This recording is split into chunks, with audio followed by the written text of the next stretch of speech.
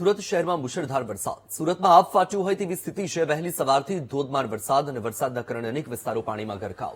લાલ દરવાજા વિસ્તારમાં ઘૂંટણ સુધીના પાણી ભરાઈ ગયા. દુકાનોમાં ઘરોમાં પાણી ઘૂસ્યા. કતારગામથી દિલ્હી ગેટ રોડ બંધ કરવો પડે તેવી પરિસ્થિતિ સર્જાઈ છે. સુરત શહેરમાં અનરાધાર વરસાદ અને વરસાદના પગલે આબ ફાટ્યું હોય તેવી સ્થિતિ છે. કારણ કે શહેરના અલગ અલગ વિસ્તાર કે જ્યાં જળ ભરાવની પરિસ્થિતિ. એક તરફ સુરત શહેરમાં જ્યાં વરસાદની આગાહી કરવામાં આવી છે. સુરતમાં હવામાન વિભાગ દ્વારા વરસાદનું રેડ એલર્ટ આપવામાં આવ્યું હતું અને આજે સવારથી સુરતમાં વરસાદનું વાતાવરણ પણ જોવા મળી રહ્યું છે. વધુ માહિતી સાથે સંવાદદાતા ધ્રુવ સોમપુરા લાઈવ જોડાઈ ગયા છે. ધ્રુવ, સુરતમાં સવારથી વરસાદ જોવા મળી રહ્યો છે. અત્યારે સુરતના કેટલા વિસ્તાર પ્રભાવિત છે? કયા વિસ્તારમાં કેવી પરિસ્થિતિ? તમે કયા વિસ્તારથી છો? બિલકુલ, સુરતમાં આજે આબ ફાટી હોય તે પ્રકારની સ્થિતિનું નિર્માણ થતું જોવા મળ્યું છે. સુરતના અત્યારે આપણે જે વિસ્તારમાં ઉભા છીએ તે લાલ દરવાજા વિસ્તાર છે ને આખો લાલ દરવાજા વિસ્તારનો મોટાભાગનો જે આખો વિસ્તાર જે છે તે પાણીમાં ગરકાવ થઈ ચુક્યો છે. અત્યારે સુરતના આ લાલ દરવાજા વિસ્તારમાં જોઈ શકાય છે ઘૂંટણથી કમર સુધીના પાણી પણ ભરાયા છે અને દુકાનોમાં અને ખાસ કરીને ઘરોમાં અત્યારે પાણી ઘૂસી ચુક્યા હોય તે પ્રકારની સ્થિતિ સર્જાઈ છે. અત્યારે સુરતના આ લાલ દરવાજા વિસ્તારને લાલ દરવાજા વિસ્તારમાં કમરથી ઘૂંટણ સુધીના પાણીમાં અત્યારે લોકો જે છે તે પાણીમાં રહેવા મજબૂર થયા છે. અત્યારે જોઈ શકાય છે સુરતના આ લાલ દરવાજા વિસ્તારમાં ઘૂંટણ સુધીના પાણી જે છે તે ઘરની અંદર ભરાઈ ચુક્યા છે અને ઘર વખરીને નુકસાન થવા સુધીની પરિસ્થિતિ સર્જાઈ છે.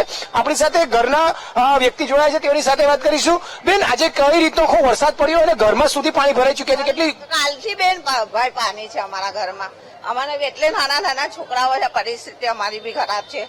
અમે મહેનત કરીને ખાઈએ, પાણી અચાનક આવી જાય ઉઠેલા હોય ને પાણી આ ગયા. અચ્છા, તો તમે જયારે અહીંયા રહેતા હતા પાણી આવ્યું, કોઈ પાણી નિકાલનો કોઈ વ્યવસ્થા જોઈ? કઈ નહીં. અરે અમે પોતે જ પાણી કાઢીએ.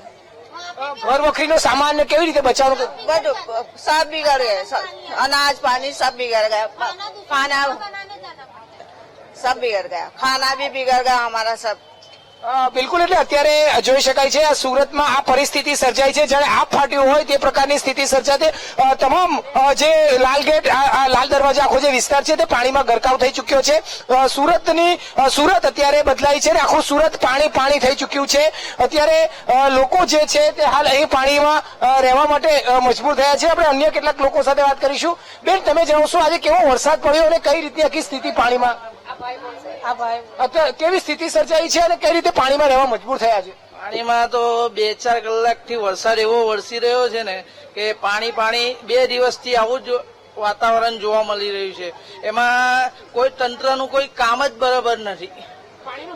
પાણીનો નિકાલ કઈ જ નથી થતો. જ્યાં સુધી 2 વર્ષથી આ રોડ બનાવ્યો છે ને આરસીસી, ત્યારથી ત્યાર પહેલા એનો ડામરનો રોડ હતો ને ત્યારે કોઈ દિવસ પાણી નથી ભરાયું એમાં ત્યારે નીકળી જ જતું હતું. આ જ્યારથી તંત્રએ 2 વર્ષથી રોડ બનાવ્યો આરસીસી, તેમાં ભૂંગળા નથી લાખ્યા, કઈ ડ્રેનેજમાં વોટર ટેબલનું એ નથી બનાવ્યું, એના લીધે પાણી બહુ ભરાય છે.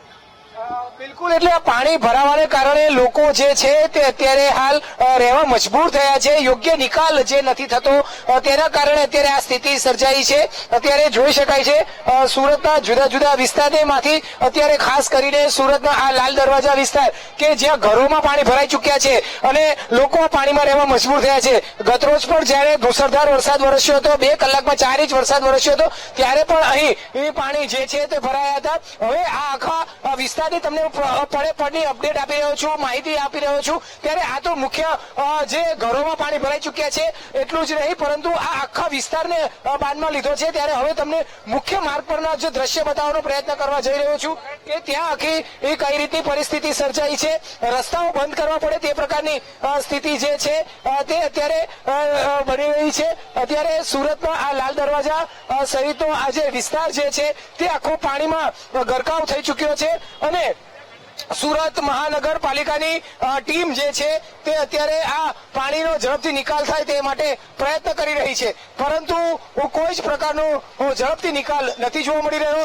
અત્યારે થોડા સમય પહેલા જ વરસાદે જે છે તે વિરામ લીધો હોય તેવું જોવા મળ્યું છે અને આ વરસાદના વિરામને લઈ જે તંત્ર જે છે તે થોડોક રાહતનો શ્વાસ લેતું હોય તેવું લાગી રહ્યું છે. પરંતુ હજુ પણ પાણીનો કોઈ નિકાલ નથી. તમામ જગ્યાએ ઘૂંટણથી કમર સુધીના પાણી ભરાઈ ચુક્યા છે. સુરતના આ એ જ વિસ્તાર કે જ્યારે ગતરોજ અહીંના જે લીલાબા સ્કૂલ આવી છે અને તેના બાળકો પણ હાલ આ પાણીમાં ફસાયા હતા અને તેઓએ પાણીમાંથી જવા મજબૂર બનવું પડ્યું હતું. આ એ જ આખો માર્ગ છે જે સુરતના આ દિલ્હી ગેટ ને કતારગામને જોડતો આ મુખ્ય માર્ગ છે. અત્યારે હાલ અહીં જે ઘૂંટણ સુધીના પાણી ભરાતા ક્યાંક વાહન વ્યવહાર પર મોટી અસર પડી રહી છે અને આ રોડ પર વાહન વ્યવહાર ઠપ થાય ગયો હોય તે પ્રકારનું જોવા મળી રહ્યું છે. એટલું જ નહીં પરંતુ સમગ્ર શહેર અત્યારે જાણે ઠપ થઈ ગયું હોય, થંભી ગયું હોય તે પ્રકારનું જોવા મળી રહ્યું છે. પોલીસ હોય કે પછી સુરત મહાનગરપાલિકાની ટીમ તમામ લોકો અત્યારે જે છે તે રોડ પર ઉતરીને યુદ્ધના ધોરણે કામગીરી કરી રહ્યા છે.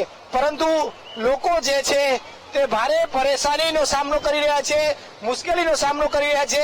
આ જે આભ ફાટ્યું હોય તે પ્રકારની સ્થિતિ સર્જાતા આજે આખું સુરત જે છે તે જળમગ્ન બની ગયું છે.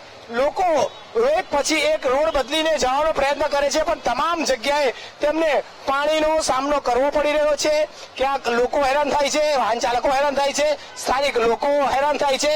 આ તમામ જગ્યાએ પાણી ભરાવાને કારણે હાલ જે સમગ્ર સુરત જે છે તે જળબંબાકાર બન્યું છે. બીજી તરફ તમને શાળાની બહારના દ્રશ્ય પણ બતાવવાનો પ્રયત્ન કરીશ અને આ અત્યારે આ જોઈ શકાય છે કે ઘરોની અંદર પણ પાણી ભરાઈ ચુક્યા છે. હાલ સુરતના આ લાલ દરવાજા વિસ્તાર કે જ્યાં લોકો આ પાણીમાં રહેવા માટે મજબૂર થયા છે. કમર સુધીના પાણીમાં જે છે તે લોકો ઘરની અંદર પાણી ઘૂસી જતા તેમાં રહેવા માટે પણ મજબૂર થતા જોવા મળ્યા છે. હાલ આ પ્રકારની સ્થિતિ એ સર્જાઈ છે.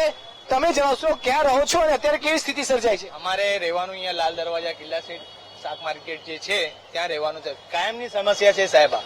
આ દર વર્ષે છે ને 2 વર્ષથી છેલ્લા છે જે નીચે આરસીસી નો રોડ બનાવ્યો છે ત્યારથી એટલે ઘરમાં ઘૂંટણ સુધી છાતી સુધી પાણી ભરાઈ જાય છે. પહેલા તો ભરાતા નહોતા, હવે ના 2 વર્ષ જ્યારેથી આ રોડ બનાવ્યો છે આ બધું પાણીનો લેવલ કેવો થાય છે, નીચે જાય છે. પાણીનો કઈ નિકાલ નથી. આ પાણી નીચે બધું જાય છે. પાણીનો કઈ નિકાલ લાવો સાહેબ. બિલકુલ પાણીનો નિકાલ નથી અને આ પાણીનો નિકાલ ન હોવાને કારણે અત્યારે જોઈ શકાય છે કે ઘરોમાં પાણી ઘૂસી ચુક્યા છે. આપણે એ જગ્યાએ ગ્રાઉન્ડ રિપોર્ટ અત્યારે તમને બતાવવાનો પ્રયત્ન કરી રહ્યો છું. એવા અસરગ્રસ્ત વિસ્તારોમાં જઈ રહ્યા છે કે જ્યાં ઘરોની અંદર પાણી ભરાઈ ચુક્યા અને આવા પાણીની અંદર લોકો રહેવા માટે મજબૂર થયા છે.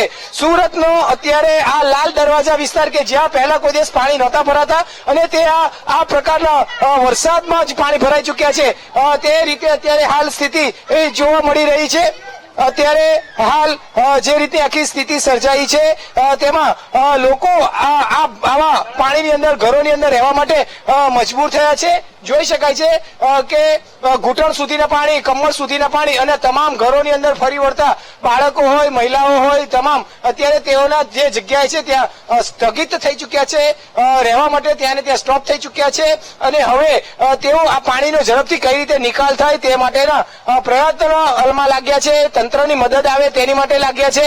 આપણી સાથે અહીંના લોકો જે રહે છે તેઓની સાથે વાત કરવાનો પ્રયત્ન કરીશું. ભાઈ, તમે જણાવશો પાણીમાં રહેવું કેટલું મુશ્કેલ બની રહ્યું છે? શું સાહેબ? બહુ એટલે બહુ અતિશય મુશ્કેલ છે. કારણ કે આ એટલો નીચો ભાગ છે ને સાહેબ, એ કોઈ મતલબ છે નથી. દર વર્ષે ભરાઈ જાય. એક કલાક બી પડશે ને તો આખા ઘરોમાં પાણી ચાલ્યું જશે સાહેબ. પહેલા તો આવું થતું નહોતું, હવે કેમ થવા માંડ્યું? પહેલેથી વર્ષોથી આવી છે. અત્યારે ને પહેલેથી વર્ષોથી તંત્રને કોઈ રજૂઆત કરી છે કે આનો નિકાલ? કઈ કર્યું નથી સાહેબ, કોઈ જ નહીં. અરે આ રોડ બનાવો તો તકલીફ પડે છે. આખો નીચો ભાગ છે સાહેબ આખો. તમે જણાવશો ઘરમાં પાણી ભરાઈ ચુક્યા, મહિલાઓ બધા પાણીમાં રહેવા છે તો કેટલું મુશ્કેલ અત્યારે સાહેબ કેટલી વાર કે કોઈ આવતું જ નથી અહીંયા ઘડી. કોઈ અહીંયા કઈ કરવા આવતું જ નથી. અહીંયા જો સંડા બાથરૂમ બધું પેક થઈ જાય. બિલકુલ. અત્યારે તમે જણાવશો અત્યારે હાલ આ જે પાણી અહીંયા કમર સુધીના ભરાય છે તો તમામ મહિલાઓ હોય, બાળકો હોય, તમામ લોકો કઈ રીતે રહેતા હોય છે અને શું થતું હોય છે? બહુ છે અમને છે ને મુસીબત બહુ પડે છે એટલે કઈ કે અમે આજુબાજુમાં જ રહીએ છીએ. કાલે રાતે બી અમે બહુ હેરાન થયેલા. બરાબર છે. 9 વાગ્યા પછી પાણી ઉતરું. બરાબર.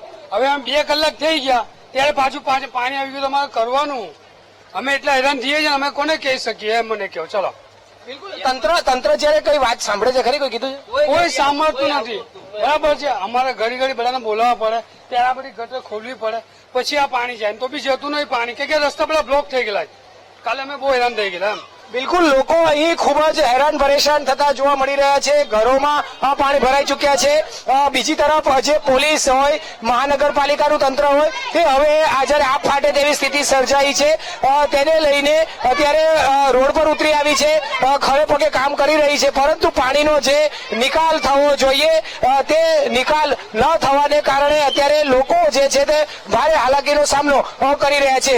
અત્યારે આ પ્રકારની સ્થિતિ સમગ્ર શહેર વિસ્તારમાં સર્જાઈ છે અને સમગ્ર શહેરમાં જળબંબાકાર જેવી સ્થિતિને કારણે લોકો, વાહન ચાલકો, ઘરોમાં રહેતા રહીશો તમામ હેરાન પરેશાન થઈ ચુક્યા છે અને જોવા મળી રહ્યા છે. જી બિલકુલ ધ્રુવ, આપની પાસેથી અપડેટ મેળવતા રહીશું. હાલ માહિતી સાથે આપ જોડાયા, આપનો આભાર.